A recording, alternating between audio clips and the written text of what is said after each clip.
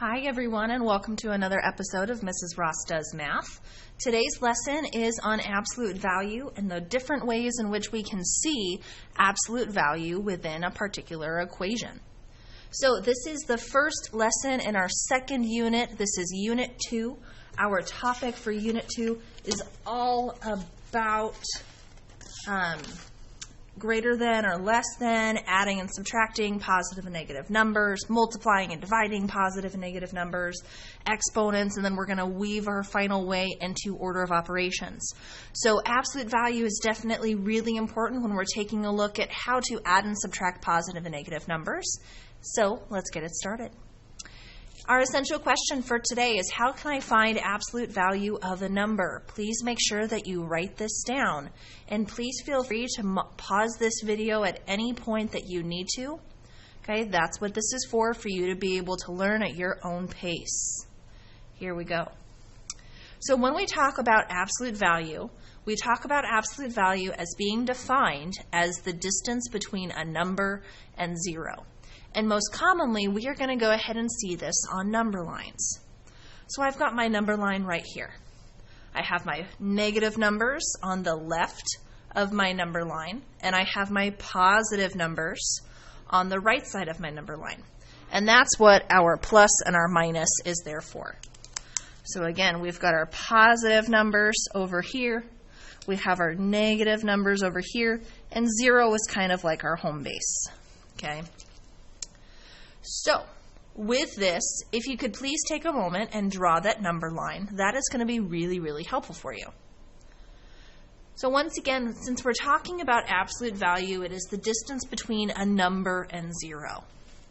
Now let's take a look at the number negative 2. Negative 2 is how many spots away from 0, and that's what absolute value allows us to determine. In this particular question, absolute value is going to be, and I'm going to use some jump marks here, it's going to be 1, 2 spaces away from 0 because I have to move my jump 2 times. So negative 2 is 2 spots away from 0. 3 is how many spots away from 0, and 3 is 1, 2, 3. It's 3 spots away from 0. So what this tells us is that the absolute value of negative 2 is 2, and that the absolute value of 3 is 3. And the reason why, once again, is because absolute value is the distance between a number and 0. So we want to make sure that when we are figuring out what our absolute value is, the key question is, how far away is this from 0? Now, the other ways in which we can go ahead and figure out absolute value, or other ways in which you'll see it in your assignments or throughout school, looks like this. We're going to have abs, not the abs on your stomach, but here the abs of absolute value. So it's going to be abs in parentheses, negative 2, and that means the absolute value of negative 2. If I have another one, I'm going to have these straight lines around my negative 3. When I have 2 sets of these straight lines and a number inside of it, that is also going to mean the absolute value of negative 3. So these are the 2 different ways in which you will see absolute value within your assignment and within math.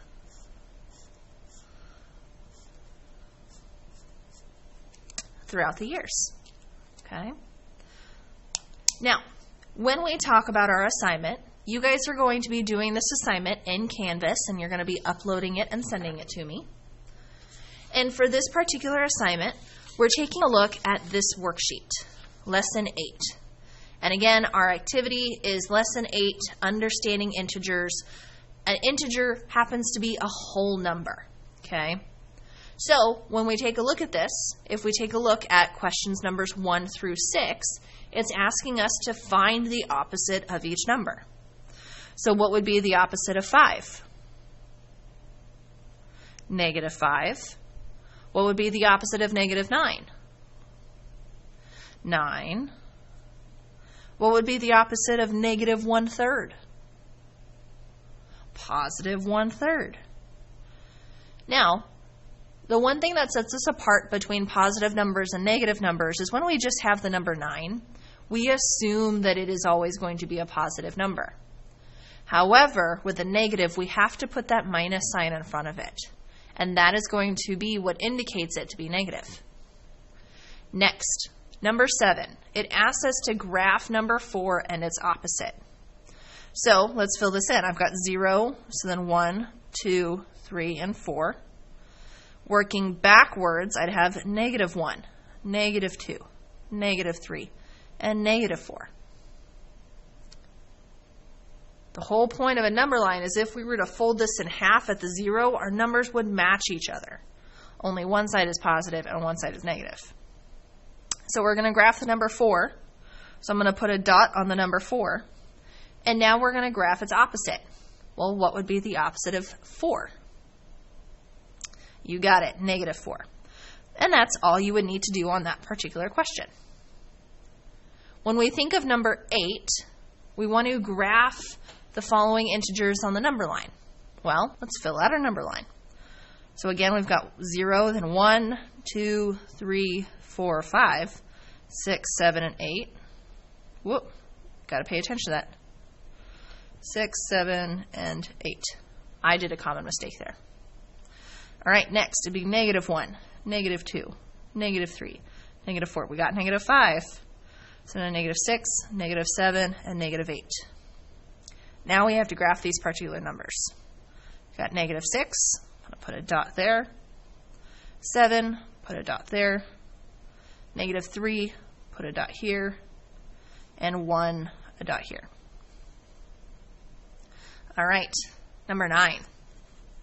In number 9, we're looking at integers. Now remember, an integer is a whole number. So which one of these is an integer? We've got 6, we've got 4, we've got negative 3, and we're going to have 0. 0 is also an integer. So that would be our final answer. Next, moving into our final problems, we have 10 to 16, and then you're going to have to use some common knowledge on numbers 17 through 21. So for number 10 to number 16, we're looking at absolute value.